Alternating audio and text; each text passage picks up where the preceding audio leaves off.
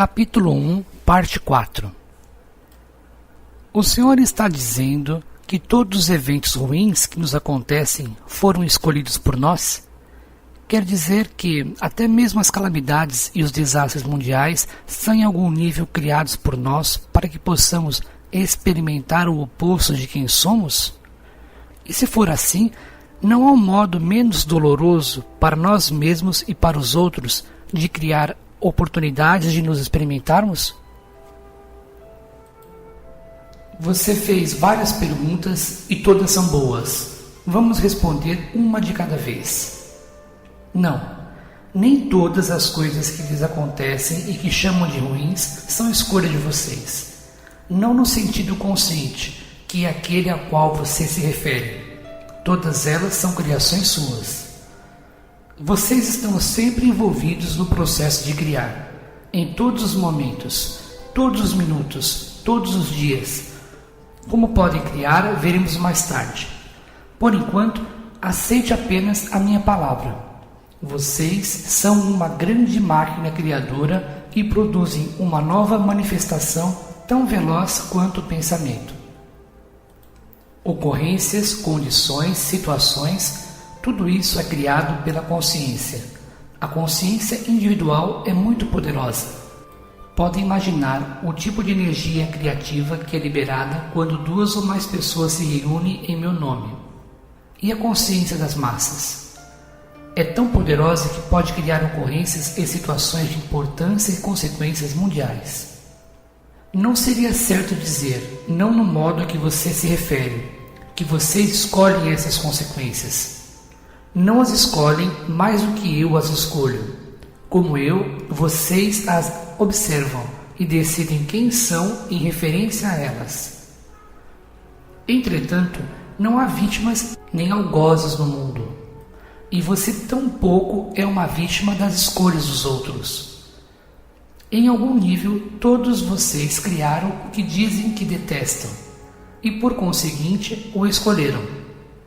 Esse é um nível avançado de pensamento que todos os mestres atingem mais cedo ou mais tarde, porque é apenas quando eles aceitam a responsabilidade por tudo é que podem ter o poder de mudar parte disso. Enquanto você nutrir a ideia de que há algo ou alguém fazendo isso com você, não terá o poder de fazer nada a respeito. Somente quando disser, eu fiz isso, poderá ter o poder de mudá-lo. É muito mais fácil você mudar o que está fazendo do que mudar o que os outros estão fazendo. O primeiro passo para mudar qualquer coisa é saber e aceitar que você escolheu ela ser o que é. Se não puder aceitar isso em um nível pessoal, admita-o através de sua compreensão de que nós somos todos um. Tente então criar mudança, não porque algo está errado, mas porque não é mais uma afirmação exata de quem você é. Há apenas um motivo para fazer alguma coisa, uma afirmação para o universo de quem você é. Usada desse modo, a vida passa a criar o eu. Você a usa para criar o seu eu como quem você é e quem sempre desejou ser. Também há apenas um motivo para desfazer alguma coisa, ela não ser mais uma afirmação de quem você deseja ser, não o refletir, não o representar. Se você quiser ser corretamente representado, deve tentar mudar tudo em sua vida que não se encaixa na imagem que deseja projetar na eternidade. No sentido mais amplo, todos os eventos ruins que acontecem são da sua escolha. O erro não é escolhê-los, mas chamá-los de ruins. Porque ao fazer isso, você chama o seu eu de ruim, já que os criou. Esse rótulo você não pode aceitar. Portanto, em vez de rotular o seu eu como ruim, nega as suas próprias criações. É essa desonestidade intelectual e espiritual que o deixa aceitar o mundo em tais condições. Se você tivesse de aceitar, ou pelo menos tivesse uma forte sensação interior de responsabilidade pessoal pelo mundo, este seria um lugar muito diferente. Sem dúvida seria, se todos se sentissem responsáveis. Por ser tão óbvio, é que esse fato se torna tão doloroso e irônico. As calamidades e os desastres naturais do mundo, seus tornados e furacões, vulcões e enchentes, desordens físicas, não são especificamente criações suas. O que você cria é o grau em que esses eventos afetam a sua vida. Há eventos no universo que nenhum voo da imaginação poderia afirmar que você provocou ou criou. Esses eventos foram criados pela consciência combinada do homem. Todo o mundo, criando junto, produz essas experiências. O que cada um de vocês faz individualmente é passar por elas, decidindo o que significam para vocês, se é que tem algum significado, e quem e o que vocês são em relação a elas. Dessa forma, vocês criam coletiva e individualmente a vida e os tempos que estão experimentando, e o objetivo é a evolução da alma. Você perguntou se há um modo menos doloroso de passar por esse processo, e a resposta é sim. Contudo, nada em sua experiência exterior terá mudado. O modo de diminuir o sofrimento que você associa às experiências e ocorrências terrenas, tanto as suas como as das outras pessoas, é mudar o modo de vê-las. Você não pode mudar o evento exterior, porque foi criado por todos vocês, e não é suficientemente maduro em sua consciência para alterar individualmente o que foi criado coletivamente. Por isso, deve modificar a experiência interior. Esse é o caminho para o completo controle na vida. Nada é em si doloroso. O sofrimento resulta do pensamento errôneo. É um erro no modo de pensar. Um mestre pode acabar com a dor mais intensa. Desse modo, o mestre cura. O sofrimento resulta de um julgamento que você fez sobre uma coisa. Elimine o julgamento e o sofrimento desaparecerá. O julgamento frequentemente se baseia na experiência anterior. Sua ideia sobre uma situação se origina de uma ideia anterior sobre ela. Sua ideia anterior resulta de uma ideia ainda mais anterior, e essa ideia de outra, e assim por diante, como um bloco de edifícios, até você voltar por todo o caminho e chegar à sala de espelhos, ao que eu chamo de primeiro pensamento. Todo pensamento é criativo, e nenhum pensamento é mais poderoso do que o original. É por essa razão que, às vezes, ele também é chamado de pecado original. O pecado original ocorre quando seu primeiro pensamento sobre alguma coisa é errôneo. O erro é então cometido muitas vezes, sempre que você tem um segundo ou terceiro pensamento em relação a ele. É trabalho do Espírito Santo inspirá-lo a ter novas compreensões que podem livrá-lo dos seus erros. O Senhor está dizendo que eu não deveria me sentir mal em relação às crianças que morrem de fome na África, à violência e injustiça na América, as enchentes que matam centenas de pessoas no Brasil? Não há deveria ou não deveria no mundo de Deus. Faça o que quiser, o que o reflete, o que o representa, como uma versão mais grandiosa do seu eu. Se quiser se sentir mal, sinta-se. Mas não julgue ou condene. Você não sabe por que e com que objetivo um evento ocorre. E lembre-se disto: o que você condena, o condenará, e o que você julga, um dia virá a julgá-lo. Em vez disso, procure mudar o acontecimento ou apoiar outras pessoas que os estão mudando, que não mais refletem o seu sentido mais elevado de quem você é. Entretanto, bendiga tudo, porque tudo é criação de Deus, através da vida, que é a sua mais importante criação. Poderíamos parar aqui por um momento para eu recuperar o fôlego? Eu o ouvi dizer que não há deveria ou não deveria no mundo de Deus? Sim. Como pode ser isso, se não há em seu mundo onde há? Realmente, onde? Eu repito a pergunta. Onde mais há deveria e não deveria, se não em seu mundo? Em sua imaginação. Mas as pessoas que me ensinaram tudo o que era certo e errado, que eu deveria ou não fazer, me disseram que essas regras foram ditadas pelo Senhor, por Deus. Então elas estavam erradas. Eu nunca determinei um certo ou errado, um faça ou não faça. Isso seria privá-los totalmente da sua maior dádiva, a oportunidade de fazer o que quiserem e experimentar os resultados disso. A chance de recriar-se à imagem e semelhança de quem realmente são. O espaço para produzir uma realidade de um eu cada vez mais elevado, baseado em sua ideia mais formidável do que são capazes. Dizer que alguma coisa, um pensamento, uma palavra, um ato é errada seria o mesmo que dizer-lhes para não fazê-la. Isso seria proibi-los, restringi-los e negar-lhes a realidade de quem vocês realmente são, assim como a oportunidade de criar e experimentar essa verdade.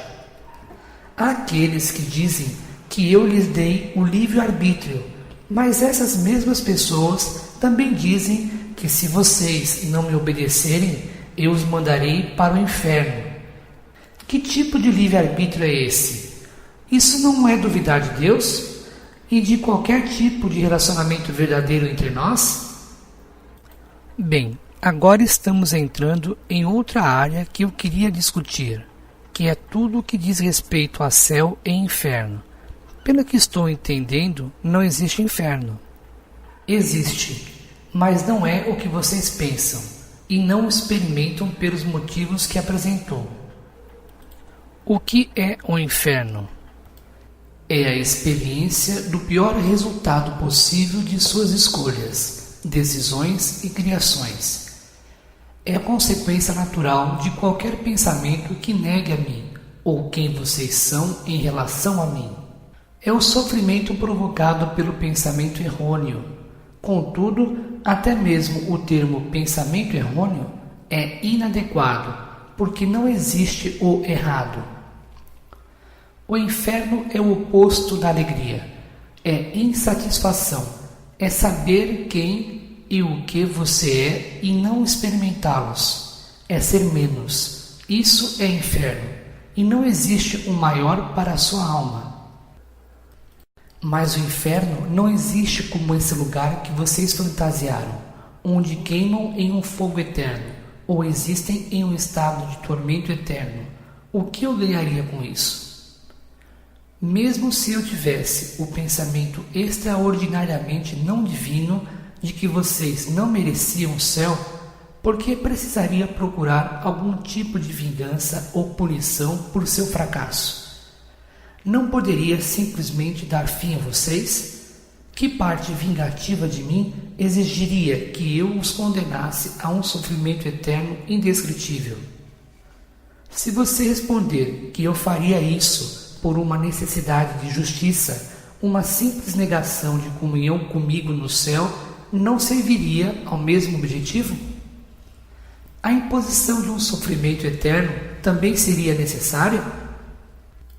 Eu digo que não há uma experiência após a morte como a que vocês imaginaram em suas teologias baseadas no medo.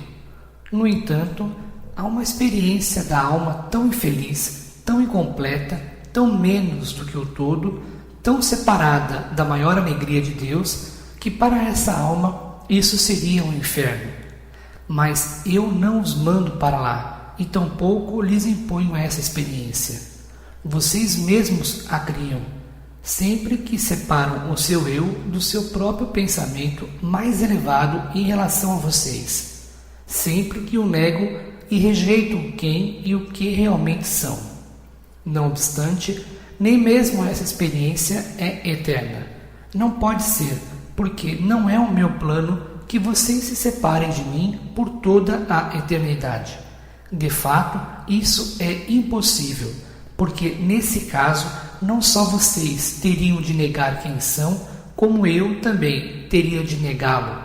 Isso eu nunca farei. Enquanto um de nós se mantiver fiel à verdade em relação a vocês, ela prevalecerá. Mas se não há inferno, isso significa que posso fazer o que quiser? Realizar qualquer ato sem medo de punição? É do medo que você precisa para ser, fazer e ter o que é intrinsecamente certo? Tem de se sentir ameaçado para ser bom? E o que é ser bom? Quem tem a palavra final sobre isso? Quem dá as diretrizes? Quem cria as regras? Eu digo que é você quem cria suas próprias regras, que dá as diretrizes. É você quem decide o quanto se saiu bem, porque é o único que decidiu quem e o que realmente é e quem deseja ser. Você é a única pessoa que pode avaliar como está se saindo. Ninguém mais o julgará, porque e como Deus poderia julgar a sua própria criação e considerá-la ruim? Se eu quisesse que vocês fossem perfeitos e fizessem tudo certo, teria deixado que ficassem no estado de total perfeição de onde vieram. Todo o objetivo do processo foi fazê-los descobrir a si mesmos, criar os seus eus, como realmente são e desejam ser. Contudo, vocês só poderiam ser isso se tivessem uma chance de ser outra coisa. Então, eu deveria puni-los por fazerem uma escolha que coloquei à sua frente? Se eu não quisesse que vocês fizessem a segunda escolha, por que criaria outra além da primeira? Essa é uma pergunta que devem fazer a si mesmos antes de me atribuírem o papel de um Deus condenador. A resposta direta para a sua pergunta é sim. Você pode fazer o que quiser sem medo de punição, mas terá de arcar com as consequências. As consequências são os resultados naturais, que não são o mesmo que punições. São simplesmente isso, o que resulta da aplicação natural das leis naturais. Estas são o que ocorre bastante previsivelmente, como uma consequência do que aconteceu. Toda a vida física funciona de acordo com as leis naturais. Quando você se lembrar dessas leis e aplicá-las, controlará a vida no plano físico. O que lhe parece punição, ou que chamaria de mal ou má sorte, é apenas uma lei natural fazendo-se valer. Então, se eu conhecer essas leis e cumpri-las, nunca mais terei um momento de dificuldade? É isso que está me dizendo? Você nunca experimentaria o seu eu como estando no que chama de dificuldade. Não encararia nenhuma circunstância da vida como um problema. Não temeria nenhuma situação. Poria fim a todas as preocupações, dúvidas e temores. Viveria como a fantasia que Adão e Eva viveram, não como espíritos desencarnados na esfera do absoluto, mas como espíritos encarnados na esfera do relativo. Teria toda a liberdade, alegria, paz e sabedoria e todo o poder do espírito que você é. Seria uma pessoa plenamente realizada. Esse é o objetivo da sua alma. Realizar-se enquanto ainda está no corpo, tornar-se a encarnação de tudo o que realmente é. Esse é o meu plano, o meu ideal, realizar a mim mesmo através de você, transformar o conceito em experiência, conhecer o meu eu experimentalmente. As leis do universo foram estabelecidas por mim. São leis perfeitas, que proporcionam um perfeito funcionamento da matéria. Já viu algo mais perfeito do que um floco de neve? Tal complexidade, desarme, simetria, conformidade consigo próprio e originalidade em relação a todo o resto são um mistério. Você fica maravilhado com o milagre desse grande espetáculo da natureza. Mas, se eu posso fazer isso com um único floco de neve, o que acha que posso fazer? E fiz com o universo. Se você visse a sua simetria, a perfeição de seu design, do maior corpo celeste à mínima partícula, não poderia entender essa verdade em sua realidade. Mesmo agora, quando tem apenas uma vaga noção disso, não consegue imaginar ou entender as suas implicações. Porém, pode saber que há implicações muito mais complexas e extraordinárias do que você pode atualmente compreender. Shakespeare disse isso maravilhosamente. Há mais coisas entre o céu e a terra, Horácio, do que supõe a nossa vã filosofia. Então, como posso conhecer essas leis? Como posso aprendê-las? Isso não é uma questão de aprender, mas sim de lembrar-se. Como posso lembrar-me delas? Comece ficando calado. Silencie o mundo exterior, para que o mundo interior possa trazer-lhe visão. Esse insight é o que procura, mas não pode tê-lo enquanto estiver muito preocupado com a sua realidade exterior. Por isso, tente voltar-se o máximo possível para dentro.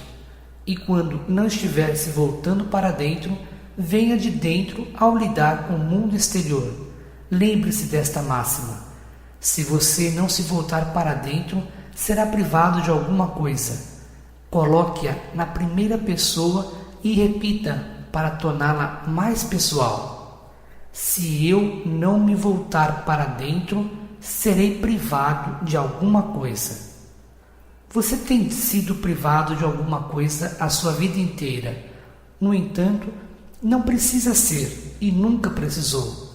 Não há nada que você não possa ser ou fazer, nada que não possa ter.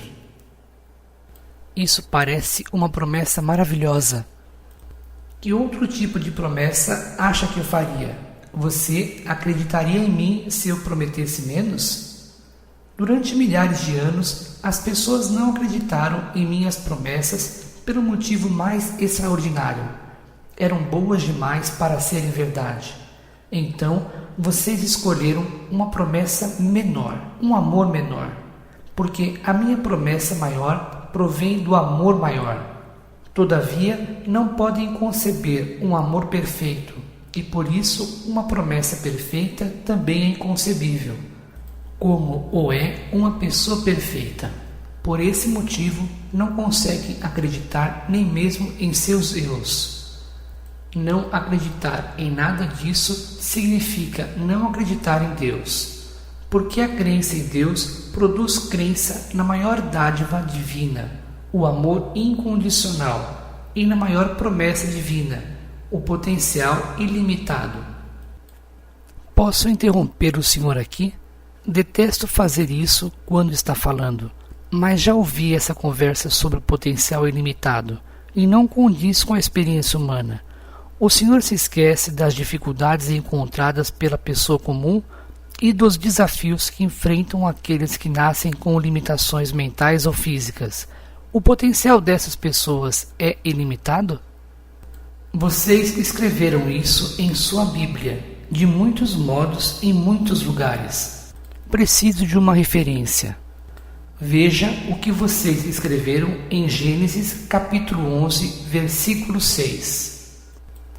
Está escrito: E o Senhor disse: Eis aqui um povo que não tem senão uma mesma linguagem, e uma vez que eles começaram esta obra, não hão de desistir do seu intento, a menos que o não tenham de todo executado. Sim, agora, pode acreditar nisso? Isso não responde à pergunta sobre os doentes, os incapazes, os deficientes, aqueles que têm limitações. Você acha que eles têm limitações, como diz, não por sua escolha? Imagina que a alma humana enfrenta os desafios da vida, sejam quais forem, por acaso? É isso que imagina? Quer dizer que uma alma escolhe antecipadamente que tipo de vida terá? Não. Isso iria contra o objetivo do encontro, que é criar a sua experiência e, portanto, o seu eu, no glorioso momento atual. Por esse motivo, você não escolhe antecipadamente a vida que terá, mas pode escolher as pessoas, os lugares e os eventos, as condições e circunstâncias, os desafios e obstáculos, as oportunidades e opções, para criar a sua experiência. Você pode escolher as cores para a sua palheta, as ferramentas para o seu baú, as máquinas para a sua loja. O que cria com elas é assunto seu. Esse é o objetivo da vida. Seu potencial é ilimitado em tudo o que escolheu fazer. Não presuma que a alma que encarnou em um corpo que você chama de limitado não realizou todo o seu potencial, porque não sabe o que essa alma estava tentando fazer. Desconhece a sua agenda, a sua intenção. Por isso, bendiga todas as pessoas e condições e agradeça. Desse modo, afirmará que o que Deus criou é perfeito e mostrará a sua fé nele. Porque nada acontece por acaso no mundo de Deus. Não existe coincidência. O mundo não é devastado por acaso, ou devido ao que você chama de destino. Se um floco de neve tem um design totalmente perfeito, não acha que o mesmo poderia ser dito sobre algo tão maravilhoso quanto a sua vida? Até mesmo Jesus curou os doentes, porque ele os curaria se a sua condição fosse tão perfeita. Jesus não os curou porque achava que a sua condição era imperfeita. Ele os curou porque viu aquelas almas pedindo a cura como parte de seu processo. Viu a perfeição do processo, reconheceu e compreendeu a intenção da alma. Se Jesus tivesse achado que todas as doenças mentais ou físicas representavam imperfeição, não teria simplesmente curado ao mesmo tempo todas as pessoas no planeta? Duvida de que ele poderia ter feito isso? Não, sei que poderia. Ótimo, então a mente deseja saber por que ele não o fez. Por que Cristo decidiu que alguns deveriam sofrer e outros ser curados? Por que Deus permite o sofrimento? Essa pergunta já foi feita antes e a resposta é a mesma. Há perfeição no processo e toda a vida resulta da escolha. Não se deve interferir na escolha ou questioná-la, muito menos se deve condená-la. Deve-se observá-la e depois fazer o possível para ajudar a alma a fazer uma escolha superior. Portanto, esteja atento às seleções das outras pessoas, mas não as julgue. Saiba que a sua escolha é perfeita para elas neste momento, mas esteja pronto para ajudá-las se mais tarde quiserem fazer uma opção nova, diferente, uma escolha superior. Esteja em comunhão com as outras almas e seus objetivos e suas intenções se tornarão claros para você. Foi isso que Jesus fez com aqueles que curou e com todas as vidas que tocou. Ele curou todas as pessoas que o procuraram ou que enviaram outras para implorar por elas. Jesus não curou a esmo. Isso seria infringir uma lei sagrada do universo. Deixe todas as almas seguirem o seu caminho.